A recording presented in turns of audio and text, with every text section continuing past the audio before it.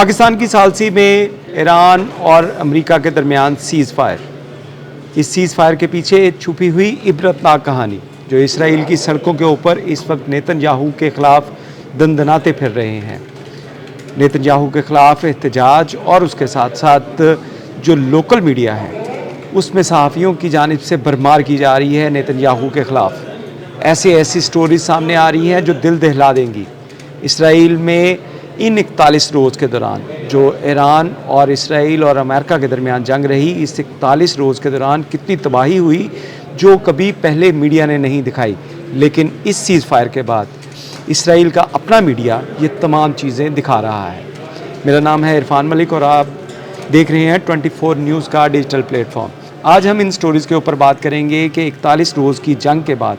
Israel की जो सूरत हाल है, जो इसराइल के मीडिया ने यू टर्न लिया है, उसके पीछे वजूहात क्या हैं। इसराइल के मीडिया का अगर यू टर्न की बात की जाए तो मेरे सामने इस वक्त जो है वो इसराइल का सबसे बड़ा अखबार हैरेट्स मौजूद है और इसके अंदर अगर आज की जो हेडलाइंस हैं उसके ऊपर अगर गौर किया जाए तो आपको मालूम होगा कि किस तरह इसराइल जो है वो इस सीज़ फायर के बाद जहाँ पे नेतन्याहू के ख़िलाफ़ एहतजाज कर रहा है, आम शहरी जो हैं वो नेतन्याहू के ख़िलाफ़ भड़क उठे हैं, वहीं पे मीडिया जो है वो भी अपना किरदार अदा करना शुरू कर दिया है। दिफाई तज्ज़िया निगारों के इंटरव्यूज़ किए जा रहे हैं और उनके मुताबिक इस 41 रोज़ के दौरान 5000 से ज़ायद जो बिल्डिंग्स हैं इसराइल की वो ईरानी मिसाइल्स का निशाना बनी और इसमें मुतअद्दिद अफराद की हलाकत हुई, जिसे पहले मीडिया छुपा रहा था लेकिन अब उसको जो है वो सामने लाया जा रहा है। इसके साथ साथ इसराइल की सड़कों के ऊपर नेतन्याहू के ख़िलाफ़ एहतजाज और मुज़ाहरों का सिलसिला भी शुरू हो चुका है और इसराइल के अंदर अगर ये कहा जाए कि इस वक्त सिविल जंग जो है वो जारी हो चुकी है। दूसरी एक तरफ तो सीज़ फायर हो गया है लेकिन दूसरी जानिब जो है वो ईरान और जो इसराइल के दरमियान सीज़ फायर के बाद जो सिविल वॉर है वो इस वक्त इसराइल के अंदर शुरू हो चुकी है। इसमें आपको ये भी बताते चले कि इसराइल की तारीख़ में जो तारीख़ी ज़िल्लत हुई इसके बारे में इसराइली सहाफ़ी जो हैं वो अपनी हुकूमत को बुज़दिल और कठपुतली कह रहे हैं और उसकी एक वजह है। इसमें आपको मालूम होगा कि इसराइल की जानिब से जहाँ पे ना तो ईरान का वजूद तस्लीम किया जाता है ना ही पाकिस्तान का, क्योंकि वो समझते हैं कि ये उनके दुश्मन हैं और इन्हीं ममालिक की जो शराइत के ऊपर पाकिस्तान की सालसी के अंदर और ईरान की शराइत के ऊपर जो घुटने टेकने पड़े इसराइल को और नेतन्याहू को। और इसकी एक बड़ी वजह ट्रंप जो है, ट्रंप की जानिब से जब पाकिस्तान के साथ सालसी के लिए बातचीत चल रही थी, वज़ीर आज़म पाकिस्तान और आर्मी चीफ के साथ मुज़ाकरात के लिए बातचीत चल रही थी, तो इसमें ये रिपोर्ट्स जो हैं वो दी जा रही हैं इसराइली अखबारात के अंदर, इसराइली मीडिया के अंदर कि इसराइल को इन मुज़ाकरात के बारे में इल्म भी नहीं था। और जब सीज़ फायर का ऐलान हुआ तो उसके बाद इसराइल को पता चला कि उनको सीज़ फायर करना पड़ेगा, यानी कि ये कठपुतली हुकूमत, डरपोक, बुज़दिल कौम जो थी इसराइल की, इसको ट्रंप के कहने के ऊपर सीज़ फायर करना पड़ा। ये वैसा ही सीज़ फायर था जैसा कि आपको याद होगा जब ऑपरेशन बनियानुल मरसूस हुआ, उसमें पाकिस्तान ने भारत को घुटनों पे खड़ा किया चंद ही घंटों के अंदर और उसके बाद जो भारत है वो भागा अमेरिका के पास गया और उससे रहम की अपील की कि फौरी तौर पे ये मामलात के अंदर वो इंटरवीन करे और सुलह करवाए। जिसके बाद पाकिस्तान ने अमेरिका की दरख्वास्त के ऊपर जो है वो सीज़ फायर का ऐलान किया और इसी तरह अब जो है सूरत हाल वो यही है कि अमेरिका की तरफ से जो सीज़ फायर किया गया, सीज़ फायर का ऐलान किया गया और पाकिस्तान की सालसी के ऊपर, पाकिस्तान की हिदायत के ऊपर अमेरिका की तरफ से ये सीज़ फायर किया गया, उसमें इसराइल को मालूम भी नहीं था। दूसरी जानिब इसराइली दिफाई तज्ज़िया निगार जो हैं वो ये कह रहे हैं कि इससे साबित होता है कि ये ईरान की फ़तह है और ये एक बहुत बड़ी बात है कि इसराइल के जो दिफाई तज्ज़िया निगार हैं वो इस बारे में बात कर रहे हैं कि ये ईरान की फ़तह है, क्योंकि ईरान किसी वक्त भी जब चाहे उसका जो आयरन डोम समेत जो बड़े बड़े उनके जो एयर स्पेस सिस्टम्स हैं, एयर डिफेंस सिस्टम्स हैं, उनको किसी वक्त भी नकारा कर सकते हैं। और ये तमाम ख़बरें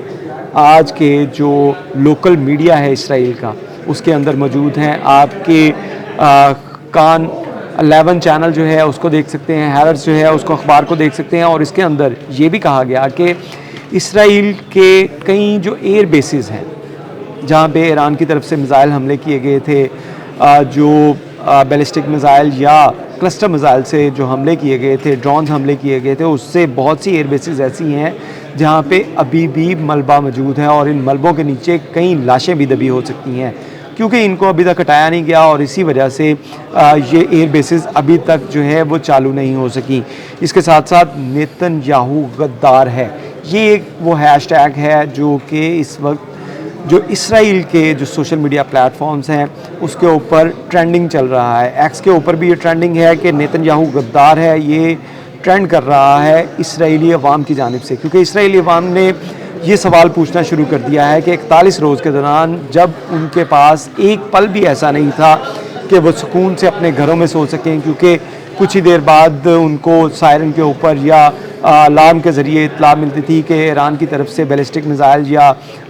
جو ہے وہ کلسٹر میزائل ہیں ان کا اٹیک کیا جا رہا ہے، اور اس کے بعد ان کو بنکرز میں چوہے کی طرح چھپنا پڑتا تھا، اور اس 41 روز کی جو بیجا جنگ تھی جو اس کے اوپر مسلط کی گئی تھی ایران کے اوپر، اس کا اسرائیل کو کیا فائدہ ہوا۔ اور یہی ایک بڑی وجہ ہے کہ اسرائیل کی جانب سے جو ان کے سوشل میڈیا انفلوئنسرز ہیں اور جو سوشل میڈیا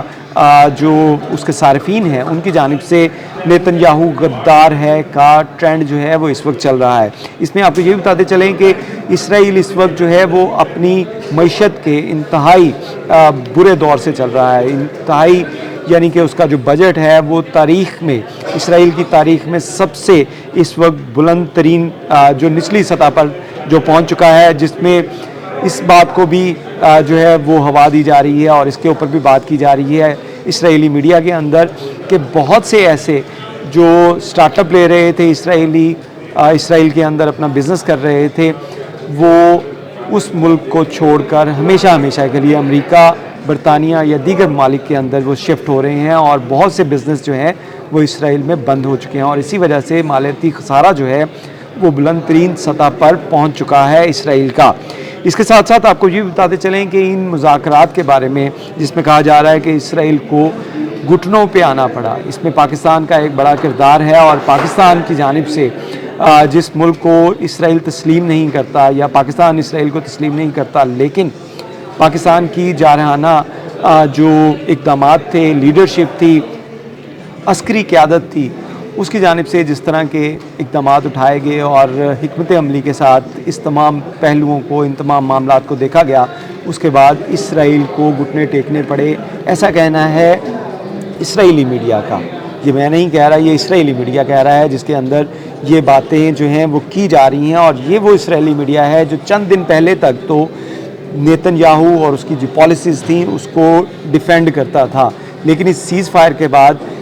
ان لوگوں نے بھی، جو انٹرنیشنل میڈیا ہے اور جو لوکل میڈیا ہے اسرائیل کا، اس کی جانب سے بھی ایک بڑا یو ٹرن جو ہے وہ لیا جا رہا ہے، اور یہ بات جو ہے اس وقت آپ کو نیشنل میڈیا کے اوپر نظر نہیں آئے گی، لیکن اگر آپ اسرائیل کے سوشل میڈیا یا اسرائیل کے لوکل میڈیا کا رخ کریں تو آپ کو پتہ چلے گا کہ اس وقت اسرائیل جو ہے وہ خانہ جنگی سے دوچار ہے، کیونکہ وہاں پہ سڑکوں کے اوپر نیتن یاہو کے خلاف جہاں پہ احتجاج کا سلسلہ چل پڑا ہے، وہیں پہ نیتن یاہو کو سوشل میڈیا کے اوپر بھی بیشنگ کا سامنا کرنا پڑ رہا ہے۔ اس کے ساتھ ساتھ آپ کو یہ بھی بتاتے چلیں کہ ایک بڑی ڈیولپمنٹ جو ہے وہ ہو رہی ہے اسرائیل کی جانب سے، جہاں پہ ایران کے ساتھ تو سیز فائر کر دیا گیا، لیکن لبنان کے اوپر حملے جاری ہیں، اور لبنان کے جانب سے جو حوثی باغی ہیں اور دیگر جو ان کے خلاف جو قوتیں لڑ رہی ہیں، ان کی جانب سے اس وقت جو اسٹریٹجی اپنائی گئی وہ اسرائیل کے لیے انتہائی خوفناک ہے۔ اسرائیل کے لیے انتہائی خوفناک کیوں ہے؟ جہاں پہ اسرائیل کی 5000 بلڈنگز جو صرف 41 روز کی جنگ کے اندر ان کو ڈیمیج کیا گیا، وہیں پہ لبنان کی چند دن کی جو جنگ ہے، چند دن سے وہاں پہ جو حملے کیے جا رہے ہیں اور بہت تیز کیے جا رہے ہیں، اور لبنان کی جانب سے بھی جو اسرائیل کے اندر جو اٹیک کیے جا رہے ہیں، اس کے بعد جو صورتحال ہے وہ انتہائی تشویشناک ہے، اور ایک بڑی جو اس کے اندر کہا جائے ڈیولپمنٹ ہے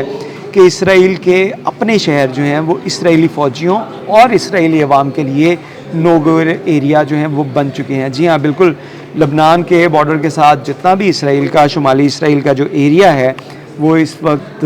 نو گو ایریا بن چکا ہے، اسرائیلی فوج کے لیے بھی اور اسرائیلی جو شہری ہیں ان کے لیے بھی، اور 80,000 سے زائد، یہ اسی اخبار کے اندر رپورٹ کیا گیا کہ 80,000 سے زائد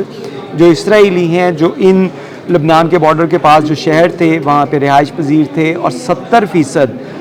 جو اسرائیل کی جو سبزی اور زراعت جو ہے وہ اسی ایریا سے چلتی تھی، وہ اب 80,000 سے زائد آباد کار جو تھے وہ یہاں سے شفٹ ہو کر دوسرے شہروں میں چلے گئے ہیں، کیونکہ اسرائیل کا یہاں پہ اب گرپ نہیں رہے گی۔ تو اخبار کے اندر یہ بھی لکھا گیا اور سوشل میڈیا کے اندر بھی اس بات کے اوپر اس ایشو کے اوپر بات کی جا رہی ہے کہ لبنان کی جانب سے جس طرح اٹیک کیے گئے اور اسرائیل کے اوپر جس طرح بمباری کی گئی، میزائل حملے کیے گئے، اس سے اب یہ لگ رہا ہے کہ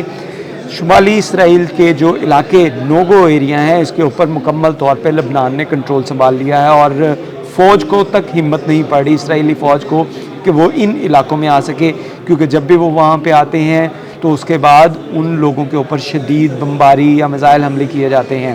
تو اس صورتحال کے اندر اسرائیل جو ایک گریٹر اسرائیل کا خواب لے کر بیٹھا تھا نیتن یاہو، وہ اپنا اسرائیل جو اس کا وہ بھی شرنک ہوتا جا رہا ہے، اور اس کے کئی شہر جو ہیں جو لبنان کے بارڈر کے ساتھ ہیں، وہ کئی شہر جو ہیں وہ اس وقت اسرائیل کے کنٹرول میں نہیں رہے، اسرائیل کی کوئی رٹ نہیں ہے، اور وہاں پہ لبنانی جو راکٹس ہیں، لبنانی جو میزائلز ہیں، ان کا اس وقت راج ہے۔ تو یہ ایک بڑی اچیومنٹ ہے کہ اسرائیل جو گریٹر اسرائیل کا خواب لے کے بیٹھا تھا اس کو اپنے علاقوں کے اندر جانے کی اجازت نہیں ہے، اور فوجی جو ہیں وہ بھی وہاں پہ نہیں جا پا رہے۔ اس کے ساتھ ساتھ آپ کو یہ بھی بتاتے چلیں کہ اسرائیل اور ایران کی جو اس جنگ کے اندر آپ نے جو صورتحال دیکھی، اس کے اندر اسرائیل کو جس طرح جو ہے وہ آئرن ڈوم اور ایرو 3 ایرو 4 سمیت دیگر جو ان کے ڈیفنس سسٹم تھے ان کو ناکارہ بنایا گیا، بلکہ ایسی ٹیکنالوجی کا استعمال کیا گیا جس سے اسرائیل سمیت جو امریکی دفاعی تجزیہ نگار ہیں وہ بھی حیران رہ گئے کہ اس ایران جس کے اوپر کئی سالوں سے پابندیاں ہیں، جس کے اوپر کئی سالوں سے نظر رکھی جا رہی ہے، اس نے اس طرح کی جدید ٹیکنالوجی، اتنا ہیوی ایئر ڈیفنس سسٹم جو بنا لیا ہے جس کو ناقابل جو ہے وہ شکست کہا جا رہا ہے۔ تو یہ ایک بڑی اچیومنٹ تھی جس کے بارے میں آج ہم نے بات کی۔ اس حوالے سے مزید خبروں کے لیے ہمارے ساتھ جڑے رہیے۔ بہت شکریہ۔